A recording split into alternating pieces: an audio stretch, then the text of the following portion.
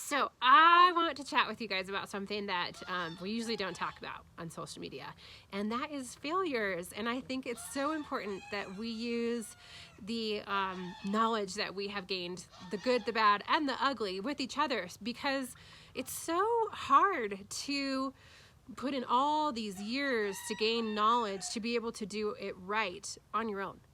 But when you have a community of homesteaders or farmers or people in agriculture in general, we have a support network of not only finding ways to do things right, but also to share experiences of doing things wrong so that we don't repeat each other's mistakes, so that we can learn from our own mistakes. And there's so much beauty in that, to be able to reflect on something and say, wow, that sucked, but I'm not going to do that again next year. And next year is going to be even better. So we're finding some positive spins on things that happened throughout 2019, and we want to share those failures with you. And I'm hoping that you guys are able to share some of the failures that you've had as well. It's a reminder of us being human, of this experience of using nature, of starting off with this tiny seed or this tiny egg and taking a whole season of nurturing it and loving it in the best way possible, and maybe having some wonderful things happen in the end, but also some yucky ones, and turning around and taking the fall to soak it in and plan for the next year. So we're finding joys in some failures, and I want to share those with you guys today. You know, we have really enjoyed raising animals here on the homestead, but it definitely has come with a lot of challenges. They're fun, they're loud, they bring us a lot of joy in all the antics that they provide, as well as being a food source. So let's talk about what went wrong. So there are two things with the poultry that I wish we would have done different this year, and one of them happened to be with the turkeys. And I really wish that we would have been able to get them out on pasture so that it could have helped reduce our feed bills, because it was expensive to raise these guys. I think we ended up spending almost $100 a piece to raise the turkeys, and that definitely is not cost efficient. It does not help with bills. And I also don't like having to keep the animals contained. But what's really funny is, as you can tell, they're hanging out on top of the coops. They get out and wander where they want to. But if we would have had our way, we would have been moving them around at least 2 or 3 times a week in some poultry netting. So that was a huge lesson learned, a big financial hit, and one that I don't want to have happen again. So next year and any time in the future when we're bringing animals on, we're going to do a lot more planning to make sure that our pocketbook doesn't take the hit. That's our female up there talking. But otherwise, having turkeys is a really big joy, and I love having these guys here. All right, so another failure we had on the homestead was our hatch rates. And guys, man, seriously, I had 53 eggs going at one time, and I only had 16 hatch out of that batch. And I probably tried to do 5 or 6 of those batches, and it just wasn't working. And I think the reason why, I had a really high-end incubator, but I did not buy, I bought the lower end of the expensive incubators, and our climate is so dry here that I think I just had too tough of a time trying to maintain the humidity. So I would suggest to any of you all to really invest, thanks, to really invest in a nice incubator, because it's worth it. You know, now I'm gonna have to go back. I'm probably gonna have to try to sell that one on eBay, and I'm gonna put a caveat in there: please don't buy this unless you live in a humid region, because trying to control the humidity by yourself, and I was checking it multiple times a day, didn't work. So we're gonna have to invest in probably an incubator that's about $800, which that's a huge hit on our pocketbook. We're trying to be in year 2 of sales, and we didn't even cover the cost of our first incubator. You guys, you can tell I don't wear my hair down, obviously, because these guys are all over it. But if you have any suggestions on wonderful incubators that you use or what works, let me know. I recently shared a video with you all about how to make apple cider vinegar at home. And I had a snafu occur. It was totally preventable, but my apple cider vinegar molded. And there's, I think I'm 90% sure of why that happened. And that's because I let it get too cold. Our house, guys, we don't keep it warm. We keep the house, the heaters are hardly on, and we use the fireplace. So we got up in the mornings and I just wasn't paying attention that it was like 57 degrees in the house. And that is just too cold for the right type of bacteria and yeast that's needed to be active to make vinegar or kombucha. I've had the same issue. My kombucha, whenever we used to do our kombucha, I was uber careful about it, and I put a heating pad underneath it, and I'm going to show you guys. I have a heating pad underneath this one. It's not the right one. It has an auto off that goes off after 2 hours. So turning it on at night before bed still was not enough to keep it warm. So what happened was the apple cider vinegar got too cool. It allowed for the mold spores to become prevalent and start creating mold. So we lost our entire batch of homemade apple cider vinegar for the year. But I wanted to share that with you guys as a failure so you don't do it yourselves. Really make sure that wherever you're storing your kombucha or your apple cider vinegar is going to stay at a stable temperature. I know most of you guys probably keep your houses pretty temperate, so it won't be an issue for you.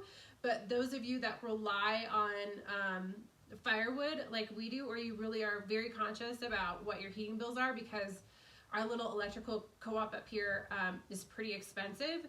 We want to make sure that we're not heating our house just to keep our kombucha warm.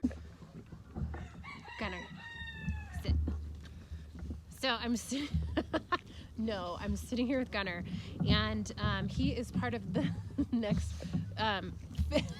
He's so disgusting. It is so nasty outside right now. He's the next homesteading failure I'm going to talk about, and this is an important one, and I'm sad that I had to learn this lesson, and I really hope that none of you guys go through it. But large breeds have to be fed a low protein food, and we had him on a large breed puppy food, but I made the mistake of feeding him 2 eggs a day, and it was too much. It totally put his body out of whack to have that much protein.